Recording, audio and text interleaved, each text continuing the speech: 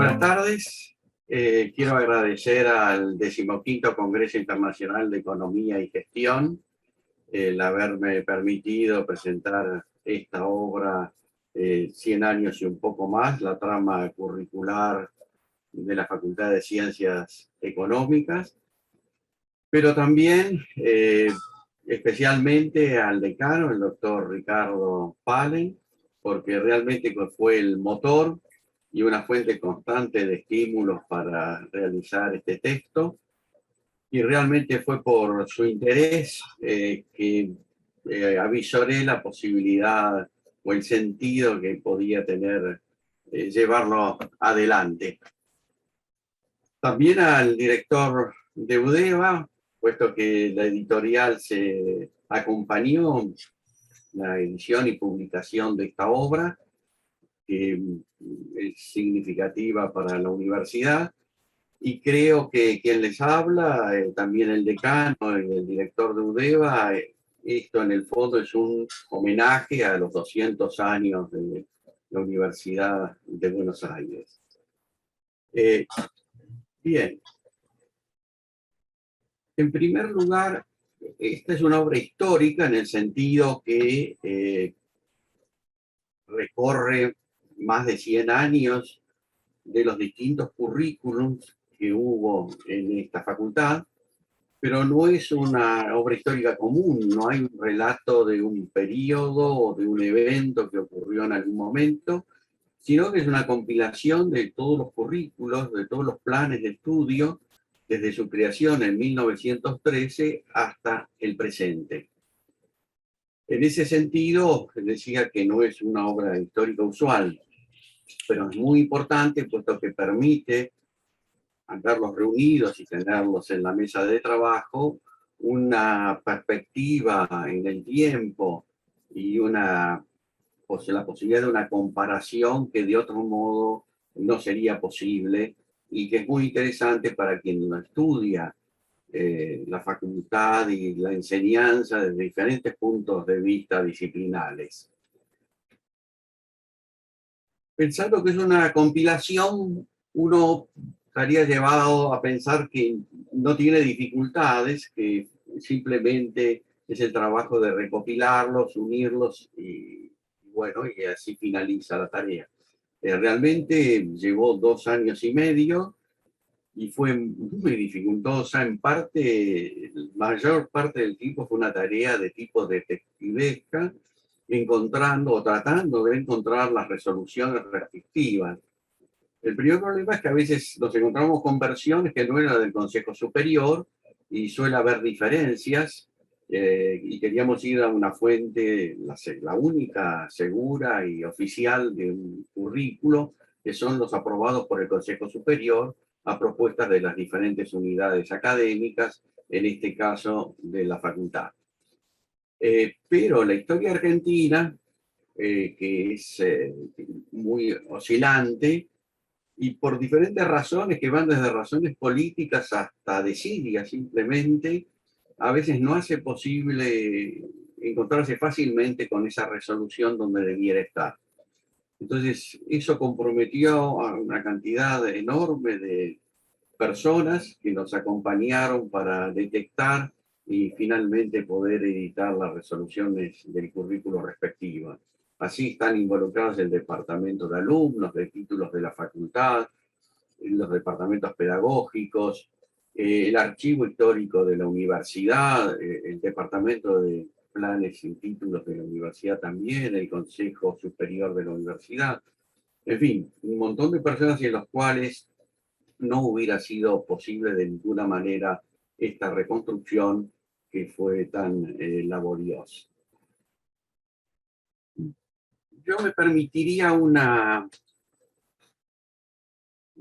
símil para decir que el plan de estudio es como una radiografía, ¿no? La radiografía es un elemento que nos permite un diagnóstico en un paciente y seguir realizando estudios. No termina el diagnóstico simplemente en la radiografía, pero el plan de estudio recoge los elementos esenciales de la enseñanza que una institución ofrece. Y esa es una ventaja para, sobre todo en tiempos remotos, por así decirlo, ver qué se enseñaba, cómo se enseñaba, cuáles eran los objetivos, eh, etcétera, etcétera. Todo lo que interesa a una visión, ya sea histórica, del punto de vista de la enseñanza, del punto de vista sociológico, del punto de vista profesional, es decir, de los múltiples aspectos que esto puede estudiarse.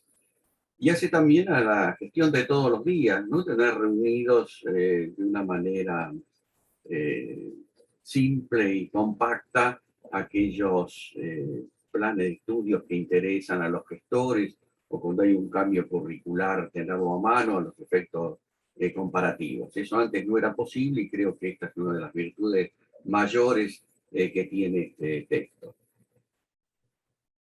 Pero entonces, ¿qué cosas interesantes uno pudiera encontrar mirando esto que parece letra fría, ya fue, de planes que existieron antes, excepto los que ahora están vigentes? Eh, bueno, cosas muy curiosas. Voy a comenzar la que a mí más me llamó la atención y que no preveía encontrar. Y es cuando uno compara las resoluciones, las primeras, ve que no dice, como hoy acostumbramos, el Consejo Superior resuelve, sino que dice el Consejo Superior ordena. No eran resoluciones, sino ordenanzas. Es decir, esto nos está mostrando cómo se ejercía la autoridad y las relaciones de poder que hay dentro de las instituciones. Como un detalle también de curioso, el nombre del principal firmante de una resolución, el rector, su nombre, su apellido iba en letras mayúsculas y su nombre. En cambio, lo seguía en jerarquía, se escribía de la manera que usualmente nosotros lo escribimos, la primera letra en mayúscula y el resto en letras minúsculas, ¿no? Hoy ha cambiado, como ustedes saben, bastante eso y simplemente el Consejo Superior es el gobierno colegiado de la universidad que resuelve, ¿verdad? Y entonces siempre es una norma, pero el carácter de autoridad es muy diferente. Y también viendo el escrito, simplemente del escrito, cómo se escribe y cómo va cambiando, acompañando también los cambios tecnológicos, la universidad y la emisión de esas resoluciones. Hoy no encontramos firmas hológrafos, sino también firmas digitales, ¿verdad? Entonces acompaña a los tiempos la manera de expresarse las resoluciones. Quizá más importante para nosotros es que este conjunto, esta compilación de resoluciones nos permite ver la progresiva diferenciación profesional. Cuando se creó la facultad en 1913, la única profesión, el único título que se ofrecía era el de contador. Hoy hay muchos más, contador, auditor, auditoría, luego fue economía, administración, etcétera, etcétera, y muchos otros que voy a hacer referencia dentro de un momento, que se perdió en la memoria institucional, carreras cortas, 6 carreras cortas que también formaron parte de las titulaciones que ofrecía nuestra facultad. Otro aspecto interesante que uno puede registrar ver este conjunto de currículos es, por ejemplo, la magnitud y el detalle, el grado de especificidad que en el tiempo va tomando el currículum, ¿no? Dado la importancia de esta herramienta para definir, si no la enseñanza, los aspectos estructurales de ella, porque además del currículum está la práctica docente que lo pone en ejercicio, ¿verdad? Y eso, por eso fue con la trama y la urdimbre si lo da la actividad docente, la trama la da el currículum. Originalmente, el primer plan de estudios, el primer currículo, bastaba una carilla, ¿verdad?, para expresarlo. Simplemente enumeraba las materias y el título correspondiente. Hoy, los últimos currículos que ha sancionado el Consejo Superior para la facultad ocupan no menos de 50 carillas. Es decir, el volumen de información, los aspectos considerados en cada uno de los currículos ha crecido notablemente y eso hace al cumplimiento, al mejor cumplimiento y a la posibilitar el cumplimiento de los objetivos que se propone la facultad con la enseñanza que brinda y con las titulaciones que ofrece. Otro aspecto, y no voy a abundar porque tenemos una restricción de tiempo, naturalmente, es el papel de la investigación. La facultad nació como una contestación, si ustedes me permiten, a un defecto que en la enseñanza universitaria veía casi todos los actores de esa época. Estamos hablando de cambio de 3 siglos, y en particular en la primera década de 1900. Ese problema era la excesiva profesionalización y la poca investigación que había, la poca estudio desinteresado, como se lo caracterizaba en ese entonces. Y entonces explícitamente la facultad fue creada con el objetivo de ofrecer sistemáticamente y posibilitar la investigación. Y eso no es simplemente una exhortación y ponerlo como objetivo de que los profesores, los docentes hagan investigación, sino de insertar la investigación en el mismo plan de estudio. Y eso es muy notable, ver cómo fue evolucionando, cómo se fue consolidando y cómo la investigación aparece a través de formatos explícitos del primer ciclo, que eran los primeros 3 años de la universidad, qué actividades de investigación tenían que hacer los alumnos, de 2 asignaturas específicas de investigación llamadas seminarios, que perduraron por décadas y décadas en la facultad, en los que el alumno investigaba un tema coordinado con el resto, si había un tema común de investigación, en donde cada alumno tomaba un aspecto y lo desarrollaba y se lo ponía en un formato determinado, que si era bueno, luego se publicaba. Es decir, también uno puede ver el origen, el desarrollo, ¿verdad?, de cuestiones tan interesantes y que hoy nos preocupan todavía, como es la inserción de la investigación en la actividad universitaria. Bien, creo haber cumplido más o menos el tiempo. Y lo último que quiero señalar es que quizá también algo muy importante de este texto es poder recuperar la memoria institucional. Muchos aspectos completamente interesantes se han perdido en la memoria. Por ejemplo, aludí al principio a las 6 carreras cortas que se implementaron. Así, por ejemplo, en 1916 ya existía administración, una carrera corta de administración, que dependía qué elegía el alumno, podía ser de administración de territorios nacionales o administración, así muy específica. Las últimas materias especificaban esa aplicación potencial. Tenía además de enseñanza económicas, de materias económicas para el secundario.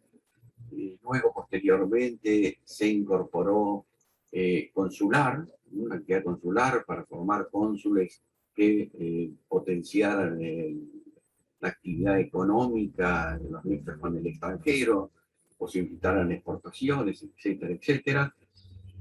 Luego, posteriormente, en 1925, se incorporó el doctorado público, el calígrafo público, es decir, en carreras cortas que realmente tenían entre 8 y 12 materias y que originaban titulaciones que respaldaba la facultad. Esos títulos no los emitía la universidad, sino la facultad, que luego se perdieron, ¿no? Y han reaparecido como discusiones en las sucesivas reformas del plan de estudio a partir de la recuperación de la democracia. Fue una constante tratar de generar carreras cortas. Eso ya la facultad lo practicó y lo llevó adelante desde su creación.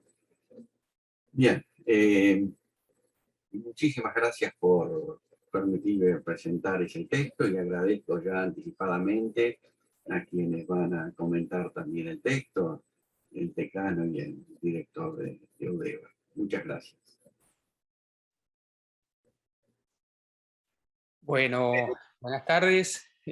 Muchas gracias por tus palabras, Eduardo. La verdad que, en primer lugar, quiero aprovechar estos breves minutos para felicitarte por la impresionante tarea que has desarrollado, que has llevado adelante de investigación y que se plasma en esta obra, ¿no?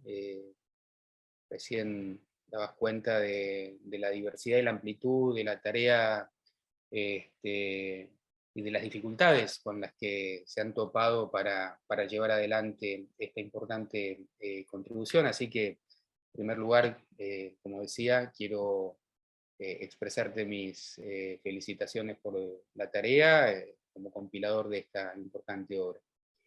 Quiero también, por supuesto, felicitar a la Facultad de Ciencias Económicas de nuestra universidad, en nombre aquí de su decano, el profesor Ricardo Pale, por haber encarado esta importante iniciativa, ¿no? Esta decisión institucional de mirar la construcción del currículum desde la fundación misma de la facultad hasta el presente.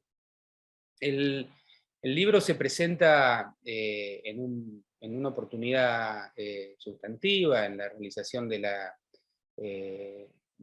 de la versión número 15 del Congreso de Economía y Gestión, así que es un evento, el marco, el contexto en el que se lo presenta es de importancia institucional. Creo que le hace honor a una obra de este valor. Y no en cualquier año, ¿no? Sino precisamente en el año del bicentenario de nuestra universidad, de la Universidad de Buenos Aires. Creo que es una buena forma este libro, más allá de su valor intrínseco, es una muy buena forma de contribuir al merecido homenaje en el bicentenario de nuestra universidad. Para la editorial, bueno, el libro se enmarca en una colección, que es la colección Historia y Memoria de la Universidad de Buenos Aires, así que la verdad es que está muy bien recogido en esta colección, que es precisamente una colección que pone en valor desde la propia universidad su historia, construida en este caso a lo largo de estos años por una decisión institucional de la Universidad de Buenos Aires de impulsar la investigación por parte de distintos grupos, de profesores, de investigadores, de distintos grupos, de distintas facultades, la reflexión acerca de la propia historia de la institución. Y desde la editorial acompañar el programa Historia y Memoria institucional de la Universidad de Buenos Aires con una colección que pusiera en valor los resultados finales de estos trabajos de investigación, de forma tal digamos, de producir un impacto en la coyuntura del bicentenario, pero en trascender, digamos, en proyectar la labor importante que han llevado adelante equipos de investigación, equipos de profesores, como el que en este caso encaró el profesor Eduardo Escarano, y que esta obra perdure, se proyecte en el tiempo, quede plasmado en libros, pueda ser leído por la comunidad académica hoy, pueda proyectarse los debates en la actualidad, en otras unidades académicas, en el país, en el exterior, y por supuesto pueda ser leído y tomado con todo el valor documental que tiene por futuras generaciones de investigadores. Así que desde esa perspectiva también poner un título más, sumar un título más a esta importante colección, creo que es una buena forma de tratar a esta importante obra de investigación que compiló el profesor Escarano. Digamos, relevar planes de estudios, la relevación histórica de planes de estudios, yo no me quiero extender en particular, el profesor Escarano ha sido muy preciso, ha abundado con mucha información y con muchos datos sobre la importancia de la tarea, pero simplemente remarcar, resaltar la importancia que tiene para comprender la multiplicidad de de puntos de vista o de concepciones, ¿no?, que se han tenido de la disciplina a lo largo del tiempo, y también de los perfiles profesionales, ¿no? Cada uno de esos planes de estudio han ido concepciones de la profesión distintas, no siempre continuas, muchas veces en tensión, y poner en una obra en común este importante material histórico permite recuperar esas distintas concepciones de las disciplinas y de los perfiles profesionales. Pero yo creo que la obra, como bien señalaba el profesor Escarano, dista de ser solamente un aporte de valor histórico, que no le quitaría mérito ni valor. Yo creo que eso es un valor en sí mismo y probablemente uno de los principales que tiene la obra. Creo que tiene una enorme proyección en el presente, en la actualidad, porque digo, son múltiples las líneas de trabajo que permite retomar esa mirada histórica de la determinación de los planes de estudios, de las definiciones de los planes de estudios en términos históricos. Pero en particular tiene que ver con el presente de la institución. El profesor Escarano lo mencionaba con mucha precisión, no solo son los documentos, están las cosas que hacemos los profesores, cómo ponemos en práctica esos documentos, cómo, en fin, digamos, toda la amplia concepción del currículum oculto que está presente en la propia dinámica institucional, es producto de una construcción histórica y que anida y que está presente en la cultura de la institución, y es bueno conocerla, ponerla sobre la mesa, saber de qué se trata, pero sobre todo a quienes tienen la responsabilidad, como el decano, como los responsables de la conducción de la facultad en la gestión, en el consejo directivo, de llevar adelante la transformación en la dinámica de la formación. Bueno, saber cuántos condicionantes institucionales uno tiene sobre la mesa y saber cuáles son, por lo tanto, las mejores estrategias para reforzarlos en los casos que hay que reforzarlos y profundizarlos, o modificarlos en los casos que se considere necesario hacerlo. Así que me parece que desde esa perspectiva, no solo desde el importante valor histórico que tiene la obra, sino también desde la enorme plataforma para trabajar el futuro de la formación en la Facultad de Ciencias Económicas, es que le damos una calurosa bienvenida a este trabajo. Para cerrar, no quiero extenderme, reitero las felicitaciones, agradezco, aparte en nombre de la editorial de nuestra universidad, de haber podido ser parte de este esfuerzo tan importante de la Facultad de Ciencias Económicas de la Universidad de Buenos Aires. Muchísimas gracias. Bueno, muchísimas gracias. Primero, agradecer. Creo que uno no debe cansarse nunca de agradecer. Y en primer lugar a Eduardo Escarano. Eduardo Escarano, que cuando planteamos en sus orígenes esta obra, parecía algo casi imposible de llevar a la práctica. Y el tesón, la constancia de Eduardo permitieron que hoy sea una realidad. Y además, esto también es una realidad gracias a Gonzalo, al presidente de UDEVA, porque cuando me tocó hablar con él en sus orígenes también y le planteamos la idea que teníamos, él acompañó desde el primer momento. Y desde el primer momento, junto con el rector, también aprovechamos la oportunidad para decir, como bien decía Gonzalo, esto no es solamente o meramente una narración histórica, sino que hace a la esencia de nuestra universidad y particularmente de nuestra Universidad de Buenos Aires. ¿Y por qué decimos eso? Porque fíjense que los tres pilares de nuestra universidad, de nuestro estatuto, hablan no solamente de la docencia, sino que hablan de la investigación y hablan de la extensión, hoy también hablando de transferencia. Y realmente no tendría ningún sentido la universidad si de alguna manera no transfiriera a la comunidad todo lo que investiga y todo lo que hace en su seno. Porque además, particularmente sostengo que la universidad, y fundamentalmente la universidad pública, se debe a la comunidad de la que se nutre, a la sociedad que permite que estemos haciendo en este momento y en tantos otros momentos lo que realmente nos gusta y lo que realmente pensamos que tenemos que dejarle a nuestras generaciones que nos suceden. Entonces, también lo señalaba Eduardo y lo señalaba Gonzalo, que a través de esta obra estamos mostrando también cómo ha ido evolucionando en los últimos tiempos nuestros planes de estudio. En algunas etapas, tal vez un poquito más oscuras, no podemos hablar de evolución, sino que podemos hablar de alguna otra cuestión, pero no vale la pena hacer ese análisis hoy.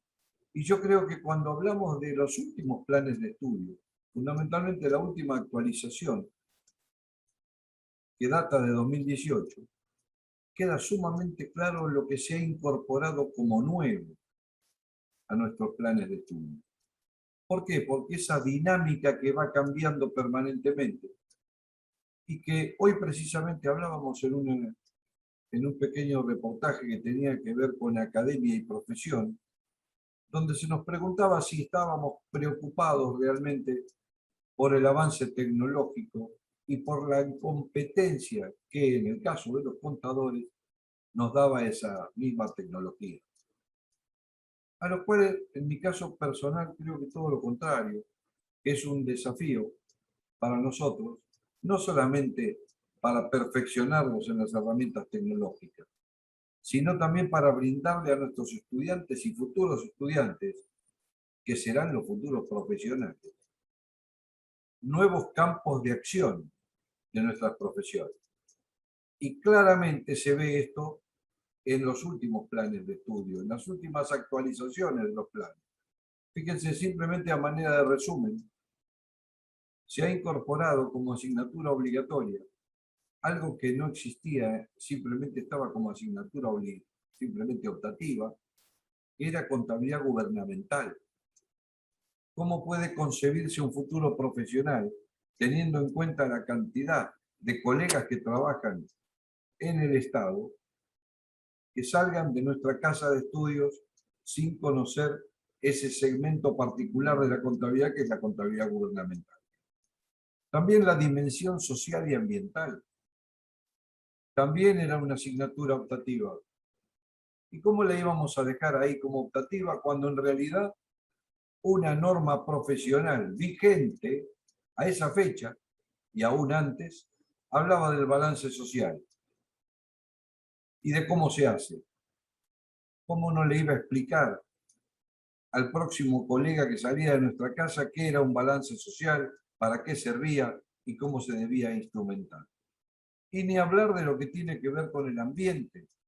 En un momento se pensaba que todo lo que tiene que ver o lo que tenía que ver con el ambiente estaba alejado de las disciplinas de las ciencias económicas.